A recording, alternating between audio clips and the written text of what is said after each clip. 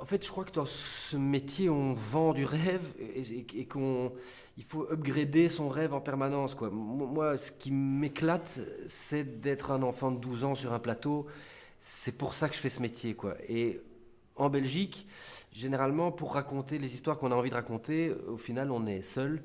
Il faut faire soi-même les trucs, produire soi-même. Voilà, on est aidé, il y a des merveilleux systèmes de financement, etc. Et tout ça fonctionne, mais c'est quand même une énergie personnelle qu'on doit mettre au service de ces projets. C'est pour ça que j'ai fait ce court métrage d'abord. Euh, Parce que c'est une histoire que j'avais au fond de moi qui m'éclatait, qui est une espèce de sensibilité de personnage, face à face de deux personnages que j'avais envie de jouer tous les deux, une espèce d'ambiguïté, de gémellité, comme ça on ne sait pas très bien qui est le personnage dominant, qui est le personnage dominé, qui est dupe de qui, etc. L'ultime objectif pour moi dans ce métier, c'est de réaliser un long dans lequel je jouerai avec quelques camarades, selon est en maturation. N'attendez pas à ce qu'on en parle avant les 3-4 ans à venir, parce que ça prend un temps fou, un long, c'est vraiment un travail de malade. Mais c'est aussi pour ça que j'ai fait un court-métrage qui s'appelle Pierre, Papier, Ciseaux, que j'ai autoproduit, auto-écrit, auto-joué et co-réalisé avec Nicolas Fransolet et Chris Debuchère, qui sont les snuls de mon enfance. La Belgique est une merveilleuse plateforme parce que comme on n'a pas de budget, comme on n'a pas de marché en Belgique francophone pour rentabiliser un film, qu'on a des sources de financement, des Wallimages, des commissions, etc., qui font très bien leur boulot, mais qui ne suffisent pas en soi généralement à financer un film, on est obligé, peut-être plus que d'autres, de faire avec des bouts de ficelle.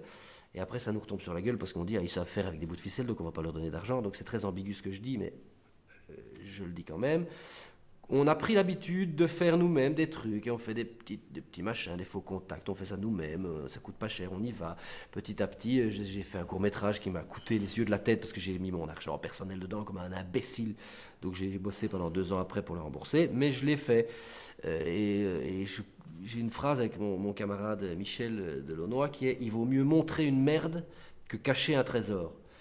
Qui ne veut pas dire qu'il ne vaut pas mieux montrer un trésor et qu'il faut montrer que des merdes, mais c'est un métier où il faut faire, quoi. Et donc, ce n'est qu'en faisant qu'on apprend. Et donc, voilà, ce court-métrage, je l'ai aussi fait pour ça, pour me mouiller, voir où ça allait. Après, tant mieux s'il y a des gens qui l'aiment. Il a fait son petit tour de festival, de festivals, et ça n'a pas une visibilité terrible. Il a été vu un peu au Canada, un peu à Valenciennes, un peu au Festival de Namur, mais ça fait quoi? Je sais pas, il y a peut-être 1500 personnes en tout et pour tout. Non, il a été vu sur BTV aussi, donc il y a peut-être quoi, je sais pas, 50 000 personnes qui l'ont vu. Ce qui est très peu pour un film. Voilà. Mais voilà, donc je suis ravi si Cinevox le montre. Moi, c'est avec grand plaisir et faites-vous plaisir.